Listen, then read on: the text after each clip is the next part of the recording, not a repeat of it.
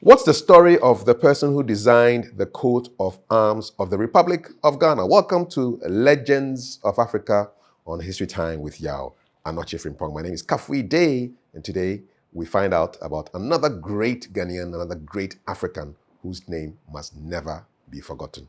Welcome. So, Yao Anoche Frimpong, always good to chat with you. Thank you. Today we talk about Nii Amon Kotei, a multi-talented, multidisciplinary chap, a sculptor, a musician, a surveyor, a graphic artist, and a painter. And most importantly, And a soldier too. And a soldier too. And a soldier too. What a busy man. Yeah. Tell us about this man. Where was he born? Yeah, he was born in Accra. He was a Ghanaian. And let's say he was a Ghanaian, a famous Ghanaian. And then the year 1915, and he lived till he died as late as 2011. It's a full life, 96 years. Yeah, about 96. Almost a century. Yes, almost a century. So he was really blessed. He saw all the governments up to Atamas. Indeed. Yeah. Born just when the First World War had started. So he led a very glorious life, if we should put it that way. He learned at Achimota School as a teacher. And then after his education, he continued in a college in the United Kingdom where he studied painting and then art work. Okay, so that's the London School of Painting and Graphic Arts. Yes.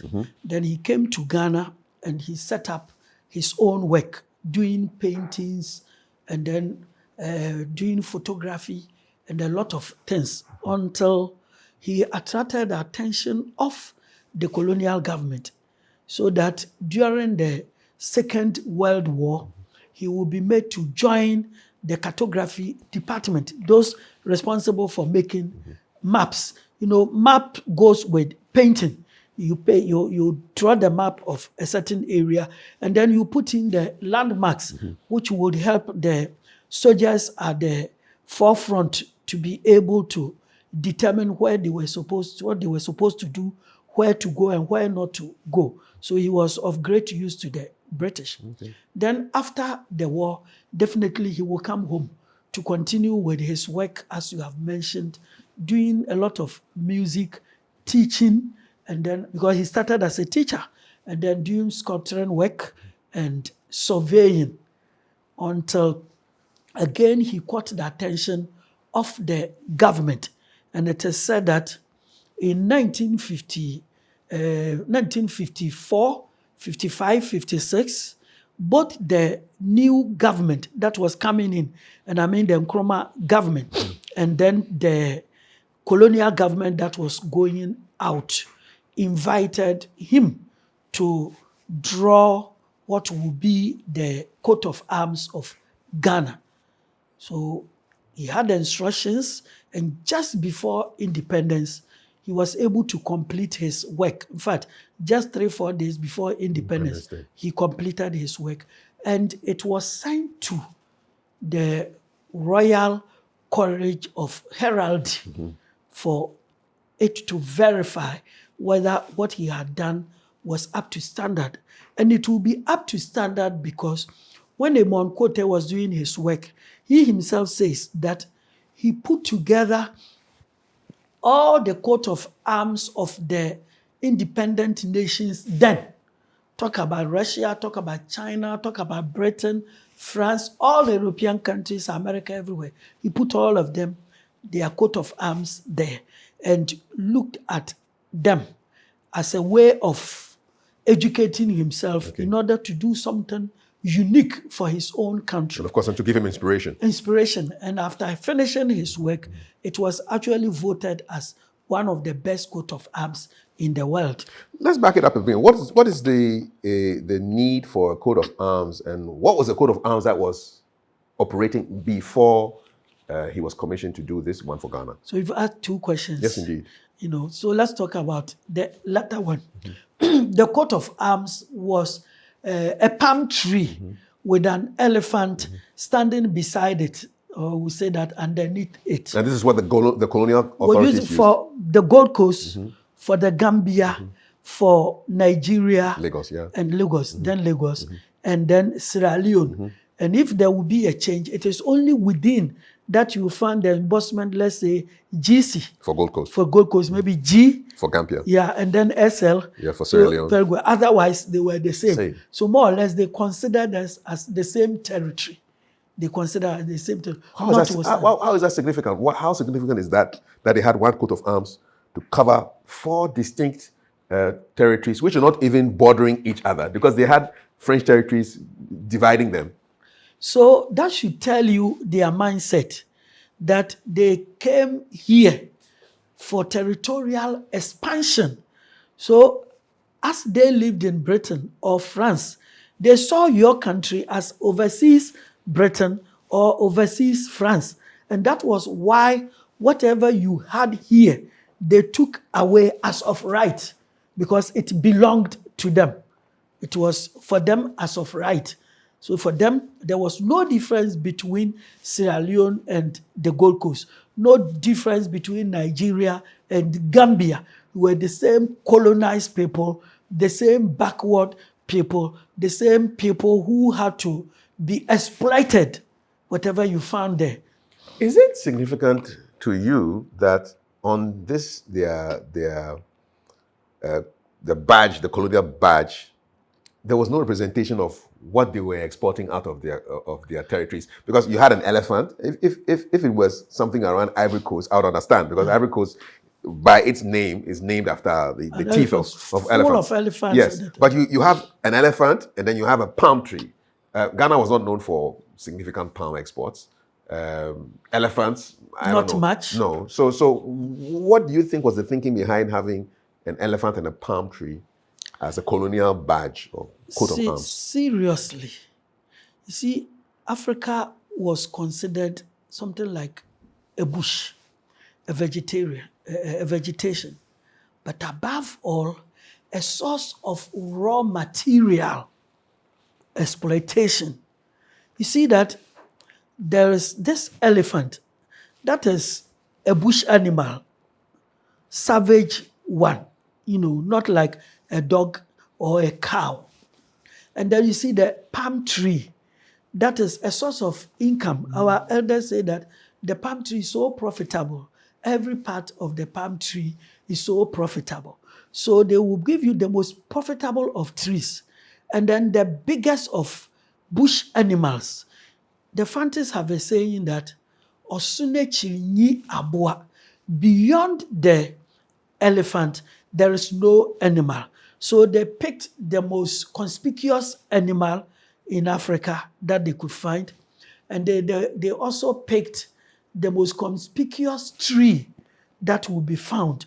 Because taking away the palm tree, I cannot fathom any tree that could have been used by all the 4 colonies. So it's almost like it runs through all of them. Yes, because Gambia is a leading producer of palm kernel. Nigeria too produces it a lot. In the case of Ghana, we have the coconut, and Nigeria and Gambia and Sierra Leone haven't got much of it. So they felt that one that would run through the 4 colonies would be the palm tree, and the animals too that is found everywhere will be the elephant. In fact, the lions are found everywhere, but they will not use the lion because they have the lion in their flag, and they wouldn't want us to be compared to them in any manner. So for 80 years, between 1877 and 1957, this colonial badge with the elephant and the palm tree in the background was used for Sierra Leone, Lagos, Ghana, and Gambia. And then Nii Amon Kotei is commissioned. He comes up with his coat of arms. Its own coat of arms. Let's describe the significance of this coat of arms. So you have the shield, which has a cross in the middle, a green cross, and you have a lion in the middle of that cross, and then you have 4 quadrants. Let's talk first of all, and then there's a star on top of the shield, and the words freedom and justice at the bottom, and 2 eagles holding the shield. Yes, guarding it. Yeah. Describe the symbolism. What's the symbolism of all these items I've just talked about? Okay. You started by saying that the whole thing is a shield. Yes. Many people have not adverted their attention to it, that our coat of arms is a complete shield. You see, the Roman soldiers, they use the shield for defense. And even in the Bible, Paul says that put on the whole armor Of righteousness. of righteousness. And he mentions somewhere along the line There's a shield the there. shield. The shield is always for defense. So ours is in the form of a shield. That means our coat of arms is our great defender. And don't forget that the coat of arms is found on every government letterhead. If the national anthem is sung when we are doing important national events or when somebody is representing the country outside, here, when the government is writing letters, either internally or outside, it is embossed. It's almost like a stamp, government A stamp. stamp. Okay. So that's the crest of the nation. Like every secondary school or even university, They have their they have crest. their own. So that's what we mean like a national by crest. that. And he says that the national crest, first and foremost, is a defense because it is in the form of a shield. These days, I see a lot of ministers and government officials wearing it on their clothes as a little badge. What do you make of that? I see If the they crest. understand it, it's good. If they do understand it, because when it stands for defense, it has got two sides, like a coin. One is that it is defending you. The other side is that you too, you must defend it. So when they wear it, and their aim is to defend it by protecting our resources and by doing what is expected of them, eschewing corruption, thievery, and all negative things that I believe Amon Kotei would not dream of when he was designing.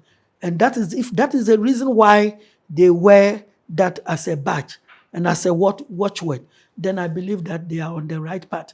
But if they wear it and do something that should be hidden, that the public must not know, that can send them before court for prosecution, then I believe that they would have to remove the badge from there.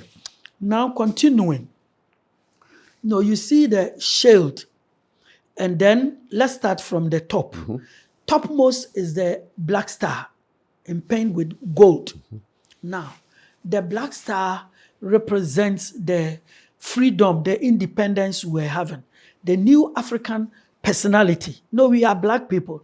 And in those days of slavery, the white man considered black men everywhere as objects of slavery. As in Nkrumah's words, hewers of wood and drawers of water. In fact, in America, anytime you found a black person passing by, you could just call them, give them any job to do, and they would have to do without any answer whatsoever. No matter the level, the caliber of that black person, he remained a slave, even if he was an university teacher. Even if he was a family man with his children. Whatever they could make it, because that was our tag. That was our tag, you know. And so the freedom to the country, Ghana, was freedom to Africa. And it was a way of uplifting the soul of the black person with the eagles to protect him as a watchword. And you see that the eagles too have got the same black star, Yes. you know, With round the neck. With the red, gold, green thread holding the star. Holding the star. So it means that we have to cherish it based on where we are coming from. You know, there was a time nobody respected us. And through the blood and toil of our fathers, we have been able to throw away the shackles, not only of colonialism, of slavery. Because nobody respected. Can you imagine that in America, blacks did not have civil rights until the 1960s, when after Nkrumah's independence, people like Martin Luther King, Malcolm X, and many more will rise up and fight. Before they started having civil rights, before they could be regarded as having voting rights in their own country. And so the independence of Ghana meant a lot. You know, Nkrumah said that the independence of Ghana is meaningless unless it is linked up with the liberation of the entire continent. He didn't end there. He continued to say that now the black man is capable of managing his own affairs. So it meant that that black star represented everything Africa, everything black, whether found in the United States, in the United Kingdom or on the African soil. And I think it's the only country that has a star that is black in its flag.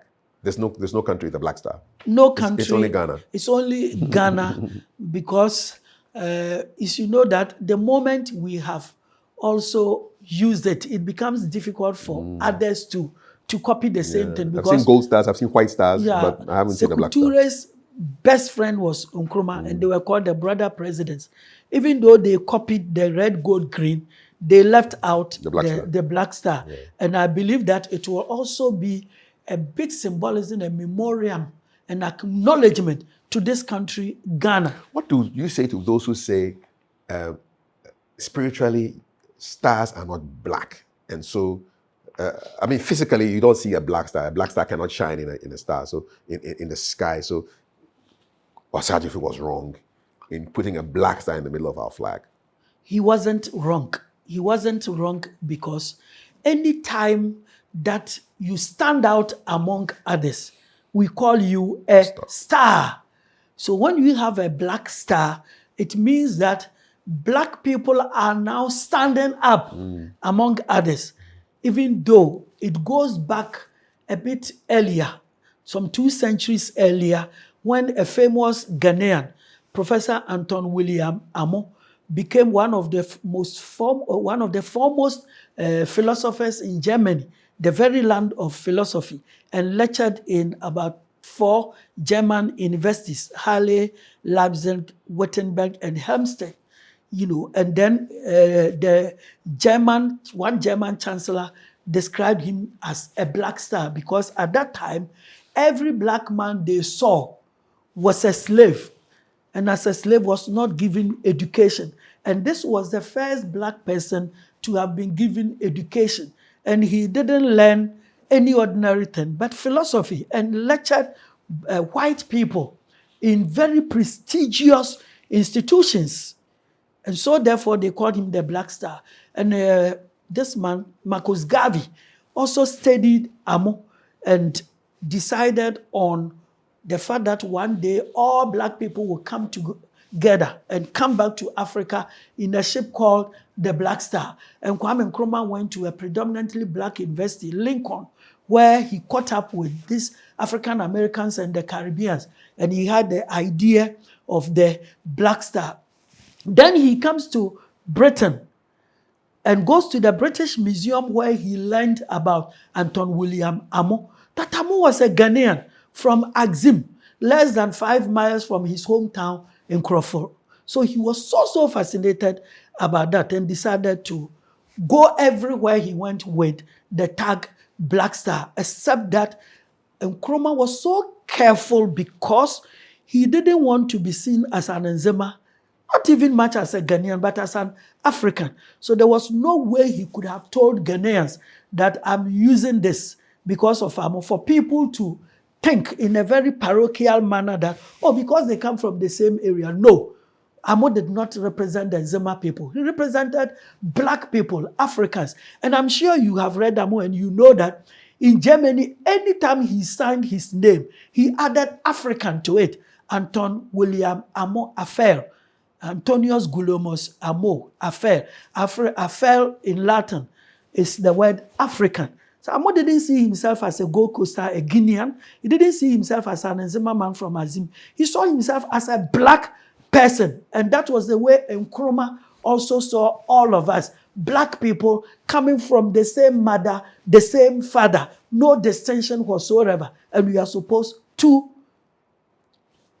lift high that flag of Africa. So that black star on top of the crest, the national coat of arms, is loaded with symbolic meaning. Symbolic meaning. That is why you cannot restrict it to the person who designed the Ghana flag. The philosophy behind it is so great.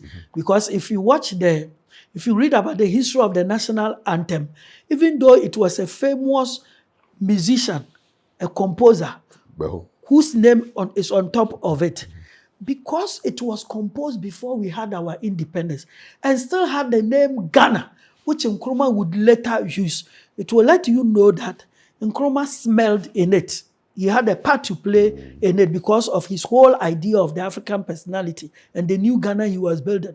Now come to talk about the coat of arms. Indeed. You've talked It about the was star. drawn before Ghana's independence. Indeed. But the black star, which will be in the middle of the flag, found its way there. Before the flag even came Yes, out. so it shows that the man who won our independence for us was not an ordinary person like, pardon my language, in other African countries where, let's say, freedom fighters, all they knew was fighting. And then eventually they won independence for their countries. No. You would say Nkrumah was a philosopher king. He was a philosopher king. He was different from the others. Or other countries I wouldn't want to mention. People would just bring up leaders, and then by way of voting, one would accidentally come up as the leader.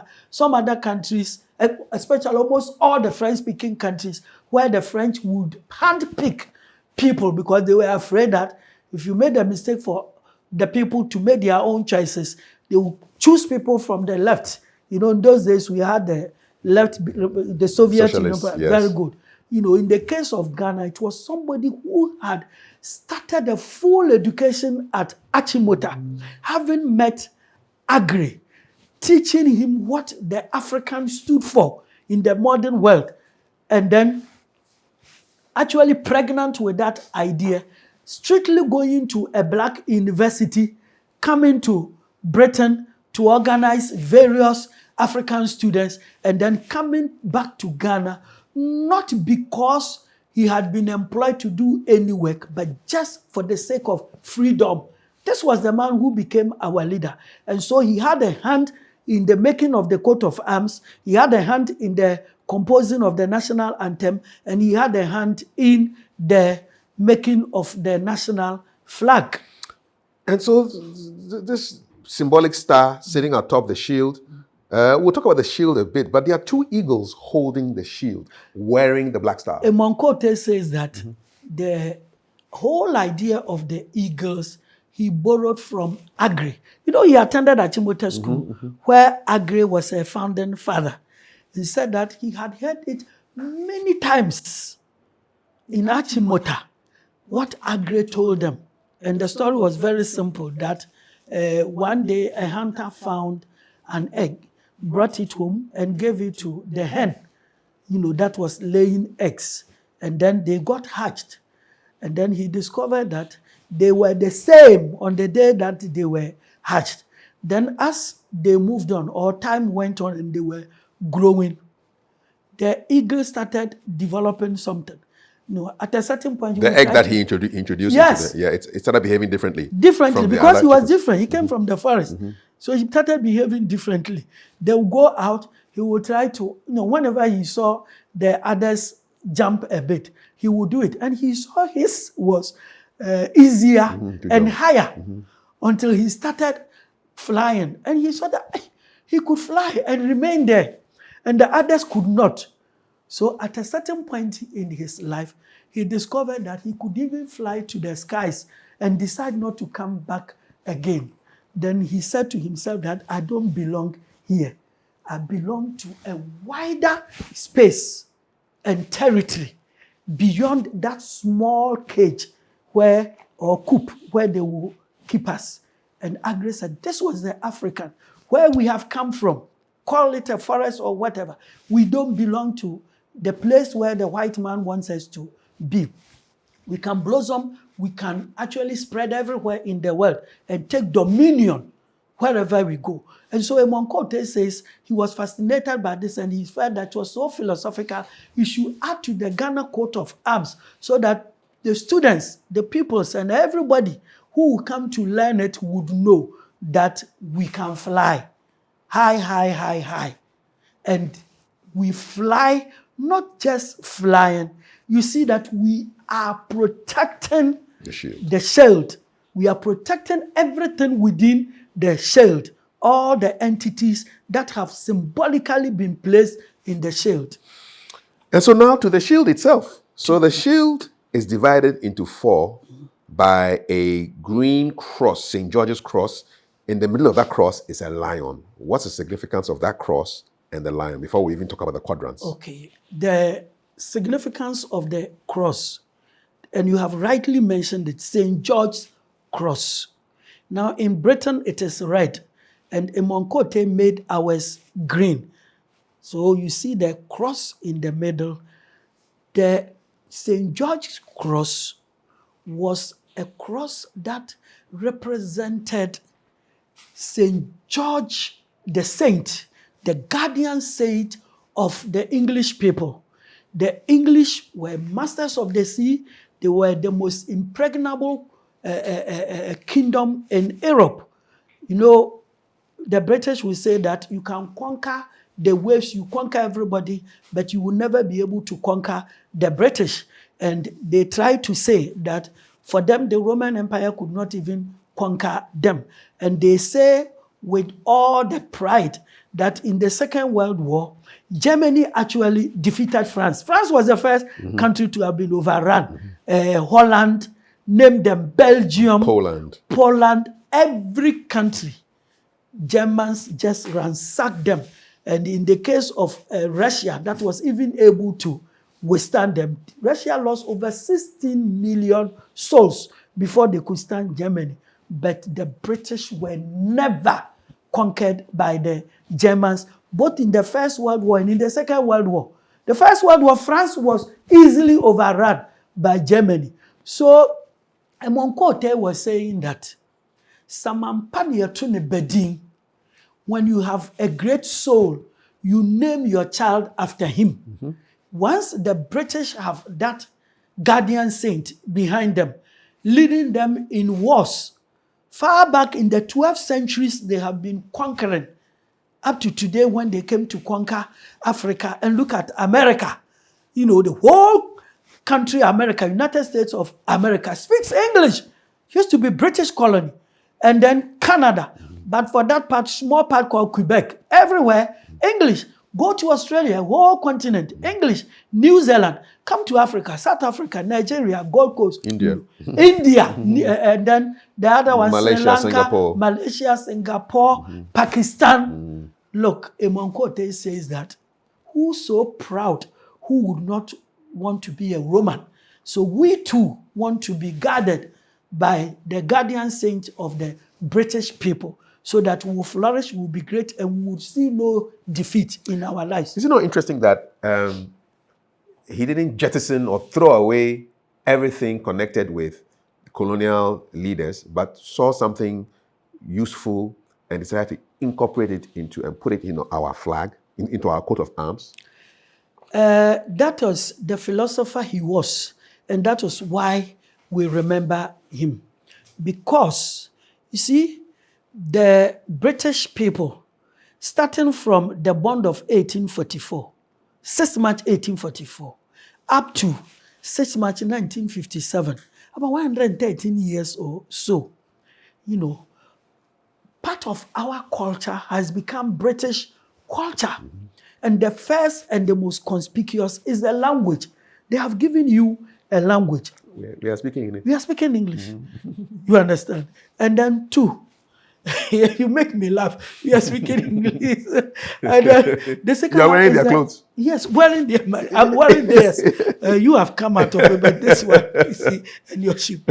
You see, so that culture. Yeah. And then don't forget the law. The law we used in all the British colony, former British colony, we call it the common law.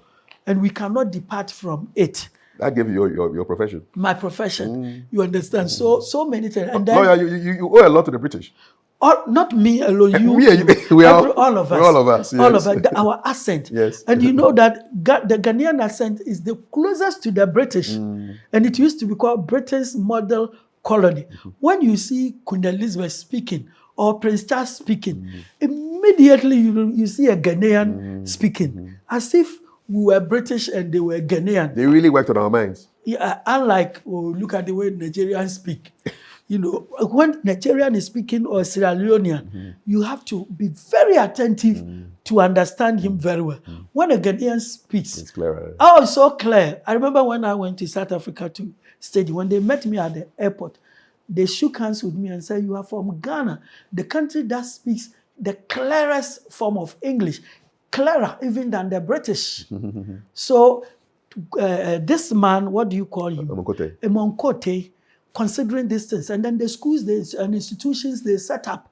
And then the mission worked everything together. He felt that we owed them a lot. And so we should remember them. One of them is the St. George's Cross. That cross, does it represent Christianity? It represents Christianity. The British have always been Christians. It represents Christianity, except that it is more to do with Catholicism. But let us also understand, we don't have one Christian church. And so this man, Amon Kotei, would be right in just choosing one Christian symbol. And it was good that we say it was a symbol of protection for the British people, which we have also decided to copy. We don't need to. Why do you think he didn't keep it red, like the country of Georgia has a red cross in their flag and the British Union Jack has a red St. George's cross in it? Why do you think Amon Kotei went for green? Because he wanted to domesticate it. No, red over there, we will transport it here. It's like a copy thing. So we transport it here. It will be the same cross, but let it be in the color that we want. Okay. And so he decided that it will be green for us. And the lion? And the lion too is in the British flag. And the lion stands for royalty, valor, bravery. You understand? Also, royalty, valor, and then bravery. Okay. And he said that we should lift that thing and put it here for two reasons. That, you see, we have the eagles, and then we have a lion inside there. You see, the eagle is the king of the skies. Yes. And then the lion is the king of the jungle. The savannah, yes. Yeah, and he puts, we have the two. So we are covered. Yeah, so he felt that let us use the lion, which is the colonial master symbol, and at the same time, it stands for valor, bravery, and all the good things associated with the lion, which even make Christians say that Jesus Christ is the lion of Judah. And it's also interesting. Just when you said that, it just occurred to me that the word for lion cuts across most of our languages in Ghana. In Ewe, we say jata. In Twi, you say jata. In Ghana, they say jata. I think even in some parts of Africa, yes, Mali, Senegal, Guinea, yes. You see, like Sundiata, it is a French spelling of jata that make it diata, but in actual Sunjata. It is a spelling. Okay. It is actually jata. Yes. And then diara. Yes. But some of their players call diara. It's jata. Mali and Cote d'Ivoire. It's jata. Yes. But because of the French influence, but it's jata. So it's the symbolism cuts across. And then royalty, kingship, leadership. So we have that one. Okay. Over there. So that's our the cross and the lion in the middle. Now let's talk about the quadrants. So on the left, if you're facing the crest, you see a staff and a traditional sword. What do they represent? As you said, also in gold. It's traditional authority. So our chiefs. This man wants to say is that chiefs are the natural leaders of the land. And that is where we start from. Chiefs. Our chiefs are the natural leaders of our land. And before we had the Gold Coast, before we had Ghana, the confines, the boundaries were already the areas occupied by chiefs. That is to say, there is no land in Ghana which does not have a chief. And that chief was not somebody who came in yesterday. They have been there from time immemorial. So traditional authority is the real authority, which is the symbol of the African.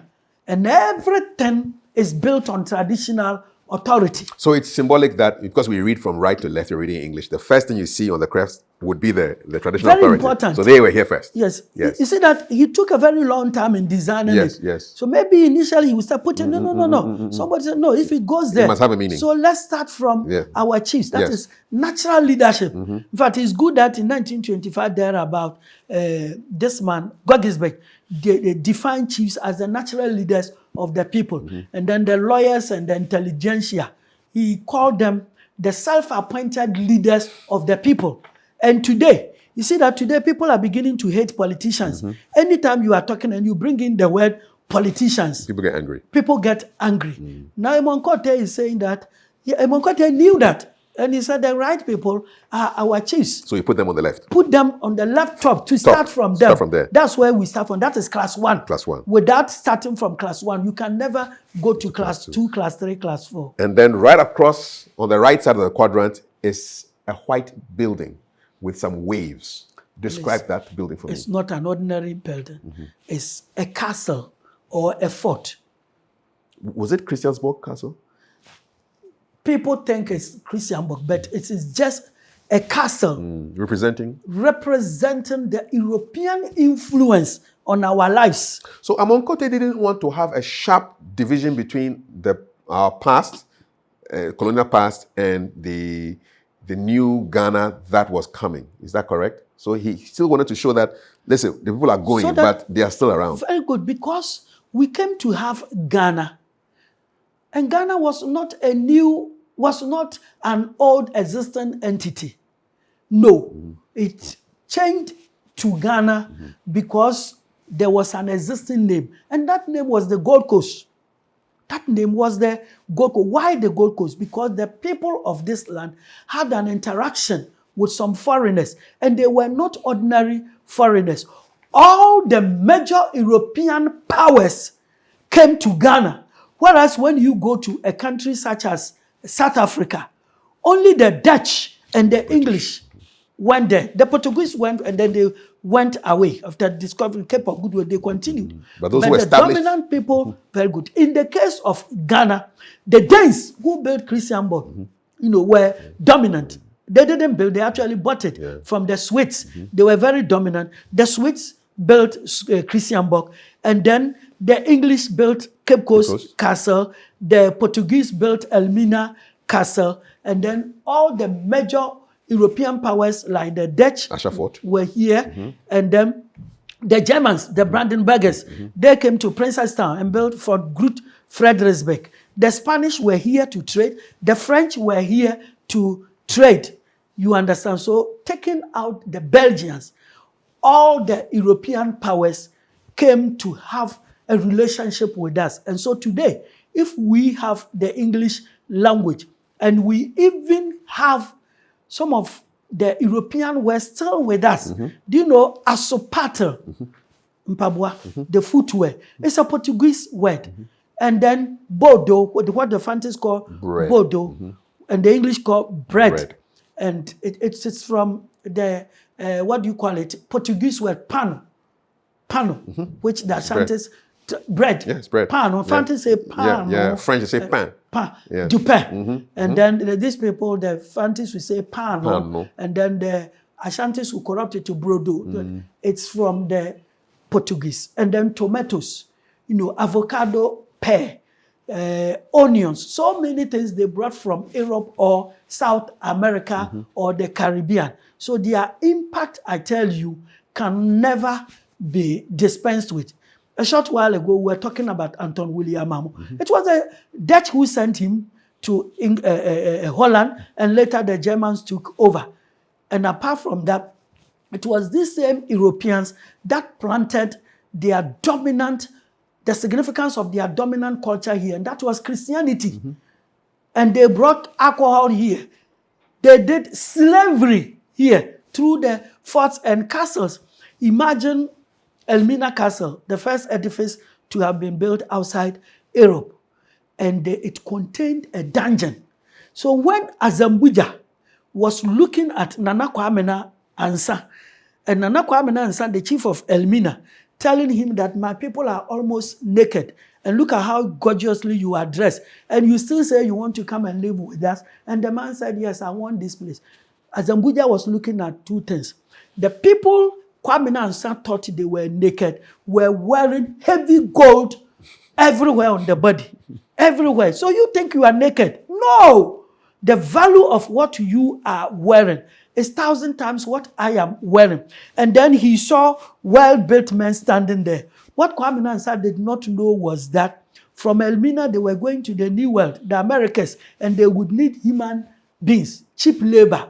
And that was why Elmina Castle, and indeed all the forts and castles, had dungeons right from the very inception, and they did not come in as an afterthought. So Amon Kotei, back to where we are starting from, put the castle there as a symbol for you to remember our trade with them. Remember how they stole all our gold. Remember how they stole our human beings to build their civilization. And remember how they colonized us and made us second-class human beings. So when you come out of it, do not forget this past. So this part of your history. This crest was a serious coded message for those who knew.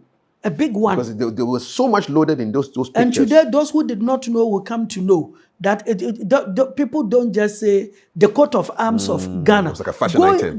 When you see the coat of arms of Ghana, it becomes like, let's say, calling a book the Bible or the Quran or the Bhagavad Gita.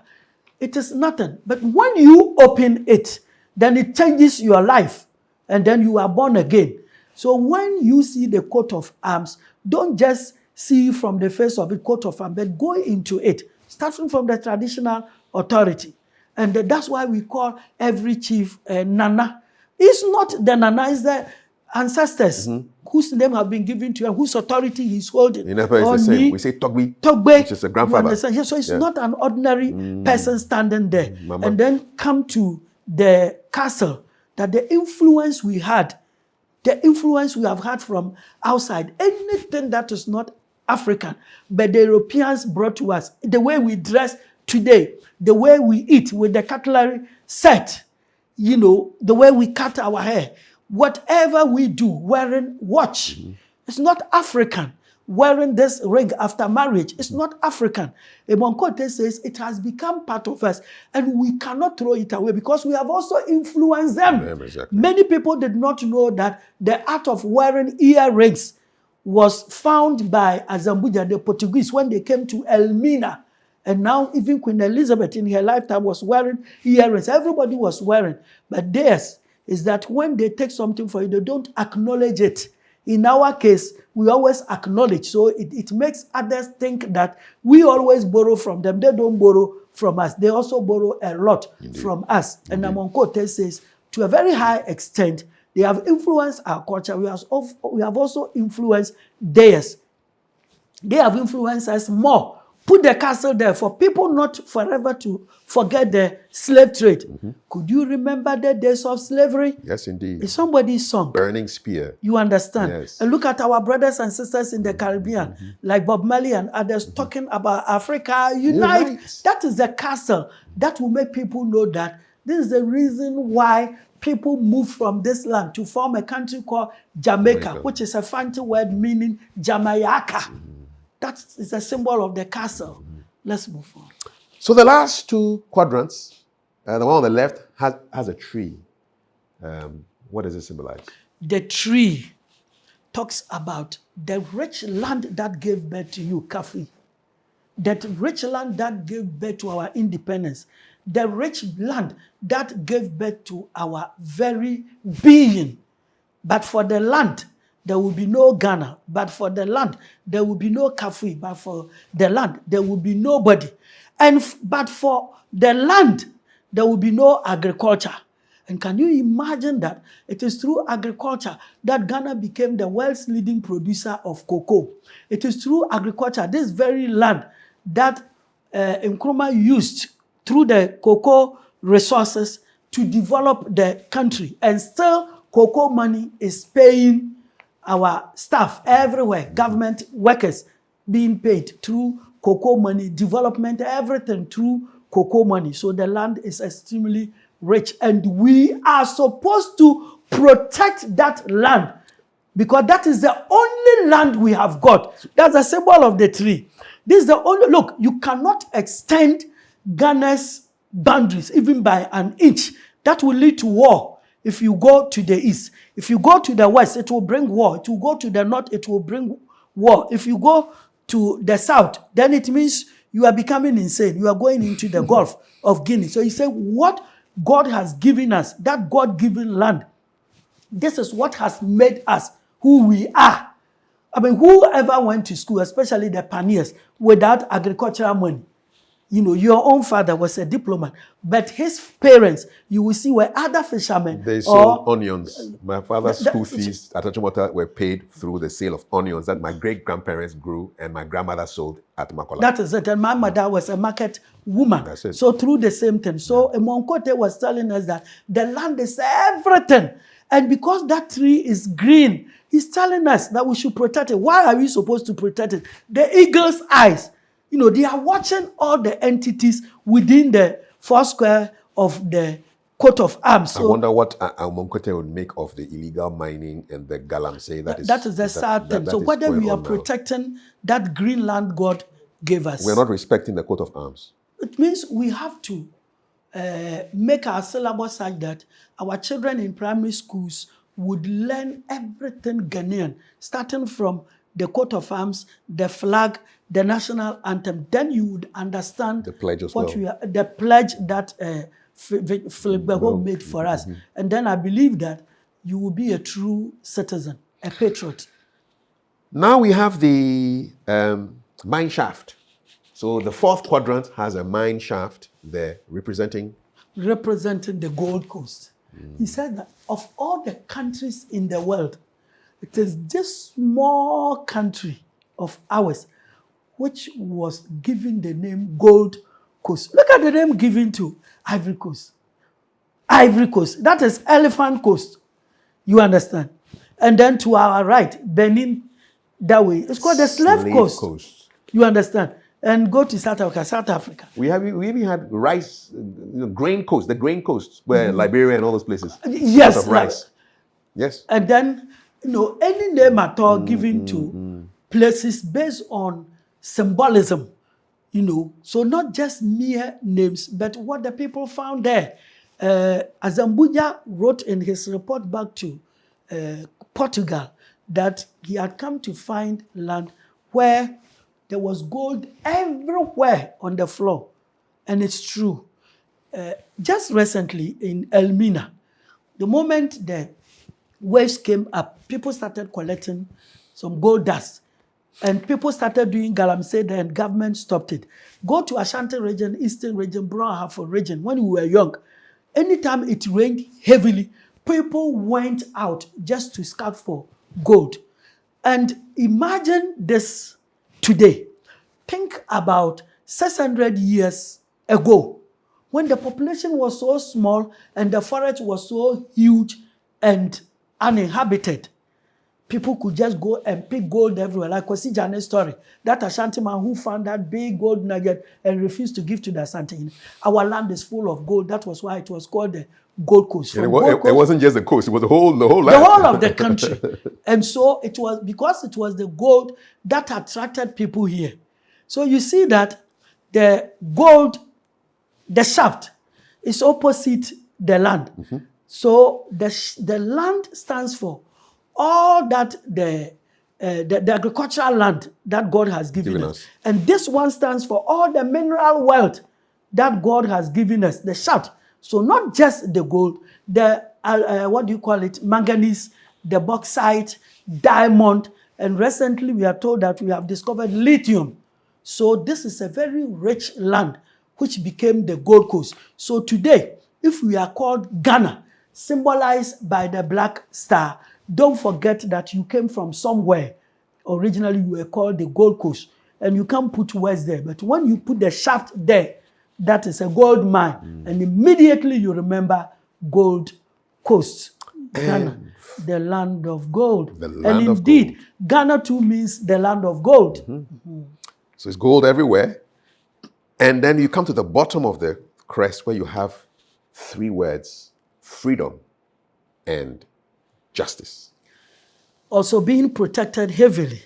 So he's telling us that as we get into a new threshold of freedom, of liberty, of empowerment, of sovereignty, we should not toy with it. So in the crest, if you are the president and you are reading through the coat of arms or signing any letter, don't forget the word freedom.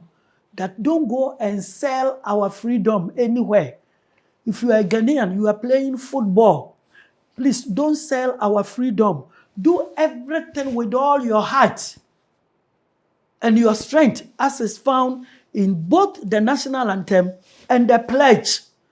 Because you have freedom, and freedom means having power, authority over your land, which is represented by the tree, over the chiefs, over the castle, everything.